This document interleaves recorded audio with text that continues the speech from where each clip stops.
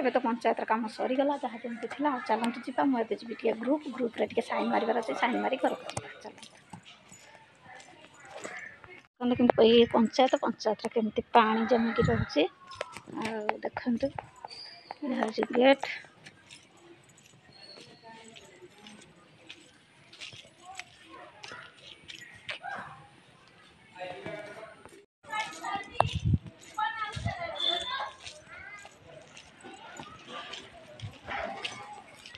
ଦେଖନ୍ତୁ ଏବେ ତ ଚାଲି ଚାଲି ଯାଉଛି। ଏଇଟା ଆମ ଗାଁକୁ ମାନେ ଘରକୁ ରାସ୍ତା। ଛକ ଉପରେ ପଞ୍ଚାୟତ କାମ ସାରିକି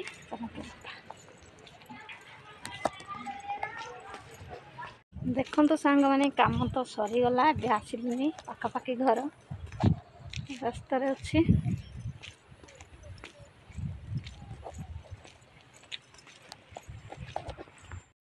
ଦେଖନ୍ତୁ ଆମ ଘର ଦେଖାଗଲାଣି।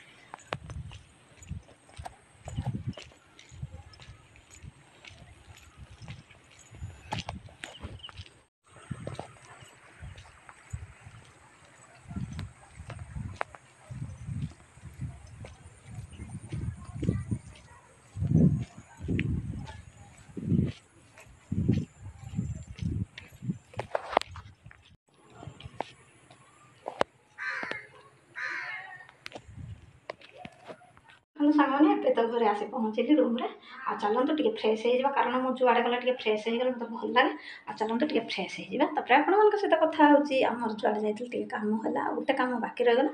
ପୁଣି ଆଉ 4-5 ଦିନ ପରେ ଗଲେ ସେଇ କାମଟା ହେଇଯିବ। କାମ ହେଇଗଲା ସକ୍ସେସ୍ ସାଙ୍ଗମାନେ। ହାଏ ସାଙ୍ଗମାନେ, ଆପଣମାନେ କେମିତି ଅଛନ୍ତି? ମୁଁ ତ ଭଲରେ ଅଛି। ଆପଣମାନେ ସବୁ ଭଲ ଥିଲେ। ଆସିବା ବିଶେଷ ଟାଇମ୍ ତ ହେଇଗଲାଣି 9ଟା। ଆଜି ଟିକେ ଲେଟ୍ରେ ଗାଧେଇଲି, କାରଣ ମୁଁ ଟିକେ ଉଠିଲି ଆଜି 7:30। ଶୋଇକି ଉଠିକି ଫ୍ରେଶ୍ ହେଇକି ଆଉ ଥରେ ଶୋଇଥିଲି। ଆଉ ଉଠିଲା ବେଳକୁ ତ 7:30 ହେଲା। 7:30 ଉଠିଲା ପରେ ଫାଷ୍ଟ ଆଗ ଆଞ୍ଚ କରିଦେଲି, ତାପରେ ବ୍ରସ୍ କରି ଆଜି ଚୁଟି ମୋଡ଼ି ହେଇଥିଲା। ଚୁଟିଟା ବି ଦେଖନ୍ତୁ ସଫା କରିଦେଇଛି। ଦେଖନ୍ତୁ ତାକୁ ଗୋଟେ କପଡ଼ା ମାନେ ଗୋଟେ ତଉଲିଆରେ ମୁଣ୍ଡରେ ଭିଡ଼ି ଦେଇଛି, କାରଣ ମୁଣ୍ଡଟା ଓଦା ହେଲେ ଭଲ ଲାଗିବନି ନା। ଏବେ ଯାଉଛି ଖାଇବି। ଆଉ ଲୁଗାପଟା ତ ଶୁଖେଇ ସାରିଲିନି, ଆଉ ଖାଲି ଗୋଟେ ନାଇଟି ମୋର ଅଛି ଶୁଖେଇଦେବି। ଆଉ ଚାଲନ୍ତୁ ଯିବା। ଭାଉଜ କ'ଣ ଖାଇବା କରିଛନ୍ତି ମୁଁ ଆପଣଙ୍କୁ ନିହାତି ସେୟାର କରିବି। ଆଉ ତା ପୂର୍ବରୁ କହିଦେଉଛି ସାଙ୍ଗମାନେ, ପ୍ଲିଜ୍ ମୋତେ ଟିକେ ସପୋର୍ଟ କରିବେ, ଭଲ ପାଇବା ଦେବେ। ଆପଣମାନଙ୍କ ଭଲ ପାଇବା ସପୋର୍ଟ ମୋ ପାଇଁ ସବୁକିଛି।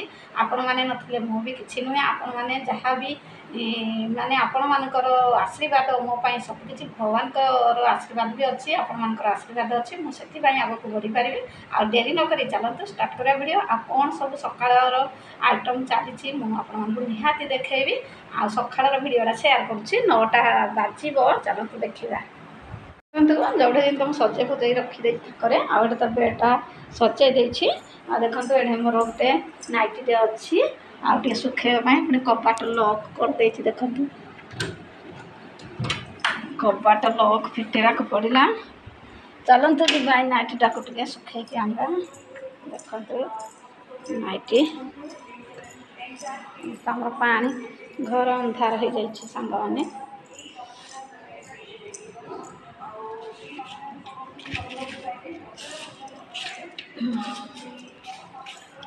ଦେଖନ୍ତୁ ବାହାରେ ତ ଲୁଗାପଟା ଭାଇର ଏଠି ମଝିଆ ଭାଇର ବାଇକ୍ ଅଛି। ସାନ ଭାଇ ପୂଜା କରୁଛି, ଠାକୁର ପୂଜା। ଗାଡ଼ି ଆଜି ଧୋଇ ଦେଇଛି ତାର। ଆଉ ଦେଖନ୍ତୁ କିନ୍ତୁ ବାହାରେ କେତେ ଲୁଗାପଟା ଶୁଖଉଛି। ଆଉ ଦେଖନ୍ତୁ କେମିତି ତୁଳସୀ ପୂଜା ତ ଭାଇ କରିକି ଯାଇସାରିଲାନି। ଏଠି ଦେଖନ୍ତୁ ଚୌକିଟା ଲୁଗାପଟା ଏଥିରେ ଥିଲା ତ ମୁଁ ତଳକୁ କରିଦେଇଛି ପାଣି ଶୁଖିବ ବୋଲି। ଆଉ ଦେଖନ୍ତୁ ଏଠି ସବୁ ଲୁଗାପଟା ଶୁଖି ଯାଇଛି। ଦେଖନ୍ତୁ ଏଇଟା ନାଇଟି ଆଣିଛି ଶୁଖେଇବାକୁ। ଦେଖନ୍ତୁ ସାଙ୍ଗମାନେ ନାଇଟି ତ ଏଇଠି ଶୁଖେଇଦେଲି ଏବେ। ଆଉ ଚାଲନ୍ତୁ ଯିବା ଆଞ୍ଚଟା ଟିକେ ଦେଖିବା, ଆଞ୍ଚଟା ଧରିଲାନି ନା ନାହିଁ। ତାପରେ ଭାଉଜ କ'ଣ କରିଛନ୍ତି ସକାଳୁ ଖାଇବା ଆଜି ମୁଁ ଆପଣଙ୍କୁ ନିହାତି ସେୟାର କରିବି। ଆଉ ଚାଲନ୍ତୁ ଦେଖିବା ଆଞ୍ଚଟା ହେଉଛି କି।